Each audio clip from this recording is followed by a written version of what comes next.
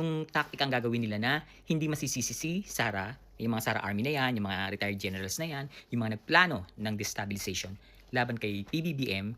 'Di ba yung last content is pinahuhulaan ko sa inyo kung ano yung gagawin nila na hindi sila masisisi. May mga nakasagot na tama, lalasunin. Yes, lalasunin, pero ang unang gagawin, ima-mind conditioning muna. Ah, 'Di ba nagpo-post si De Leon na constitutional, ano ba, hindi ko mabanggit 'yan. Pero nababanggit ko yung mekaniko ni Monica, o makina ng Minikan Monica, o 'di ba, isang beses lang. Pasabi mo nga yan kay Sarah, charot. Na ano na si De Leon ay po-post lagi, mina-mind conditioning niya na dapat tanggapin natin na kapag nawala si PBBM, ang papalit ay si VP Sara. Yun yun. Yun yun. Lalasunin siya.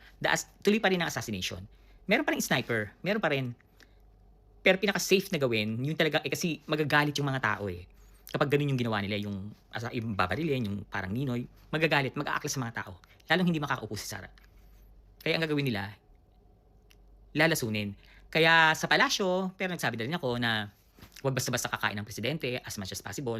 Dapat yung first lady ang naghahain ng pagkain niya, o i-check muna, ipakain muna dun sa nagsilbi, nag-serve. Ganun yung dapat na gawin para maligtas ang presidente dun sa plano nila. And never ever, Mr. President, Papshi, na kapag nasa labas ka, inalok ka ng Mr. President, inumin po. Ganyan, nagchirurut. Inaanyayahan po namin kayong kumain, ganun ganyan. Jumain ka sa kanila sa lamesa, pero huwag kang kumain. Huwag po kayong kumain. Yan ang pakakaingatan nyo. Yan yung plano nila. Na kapag hindi naman matupad habang tumatagal yung araw, na ewan ko bakit taing-tae si Sara Duterte na makaupo. Pinagdadasal ko na nga na sana matupad ng interim release. Pero sa ibang bansa nyo ilagay. Huwag sa Pilipinas. Para matigil na yung babaeng yan. Baliw yan eh. Kung hindi matutuloy, marami pa silang option. Dahil ang nasa plano talaga ay eto. Sasabihin ko na sa inyo. Wait. Ayan, eto talaga yung gagawin nila. Since day one na gusto nilang patalsikin si PBBM. Pero nung una kasi, wait, basahin natin. Madam Pebbles, kunanan, again, for the second time, nung una kasi, hindi ganito karumal-dumal yung plano nila kay PBBM. Totoo to. Kang buhay ko, pamilya ko. Totoo to. Madam Pebbles, kunanan, again, for the second time, in all honesty and sincerity, let our dear President know that there is a renewed plan, may binago sa plano, of staging a coup to oust and unseat President Bongbong Marcos. This is an A1 information, so hindi ko kailangan basahin kasi may mapapahamak.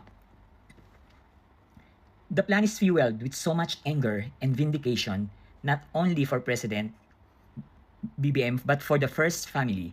According to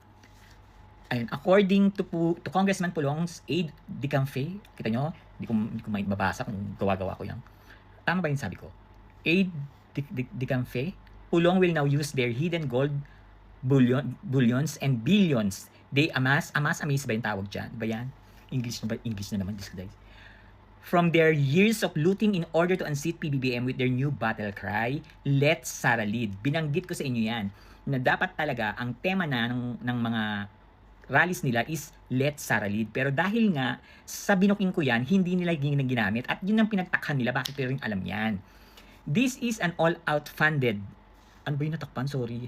Yan. This is an all-out funded ouster move. Sky's the limit.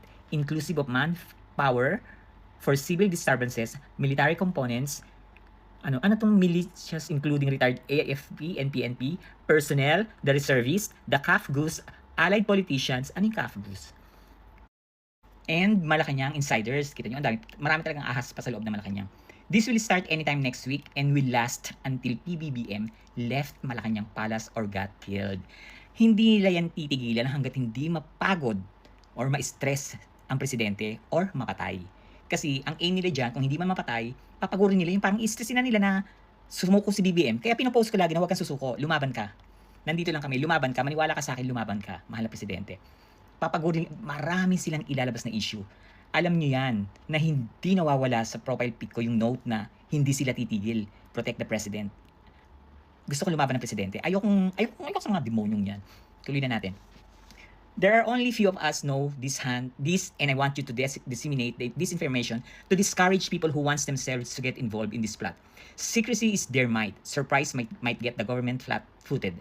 Better yet, expose them this early and let them know that the government is at all times knew what the plans are. We're behind you, Ma'am Pebbles. Yan ang totoo nilang plano. Hindi talaga sila titigil. Ang nabago lang uli ngayon na plano is hangga't maaari, hindi nila papapatay yung babarilin, yung suicide bomber, no. Ginawa nila yung eksena na lalasunin. And ima-mind conditioning ang mga tao na constitutional na maging VP president, maging president ang vice president kapag wala ang president. Yun yung ginagawa nilang mind conditioning ngayon. At mapapansin nyo na si Sarah, ang mga posting, mabait, diba? Ganyan-ganyan, chururut-chururut. Let's read, encouraging the children to read books, ganyan, chururut. Ayun, nag-recommend ako ng books na babasahin yung tungkol sa patayan sa EJK. Sabi ko, ito, basahin nyo. May iyak kayo dyan sa ginawa ni Duterte sa mga nakabalahuraan sa mga Pilipino. Ayun, yan ang eksena. Tama yung mga ibang nanghula na lalasunin. Yan din yung plano nila kay Ombudsman. Sabay nilang gagawin yan. Dahil gusto nilang mawala si Ombudsman, si Presidente, si Trillanes, saka si Ma'am Shidilima.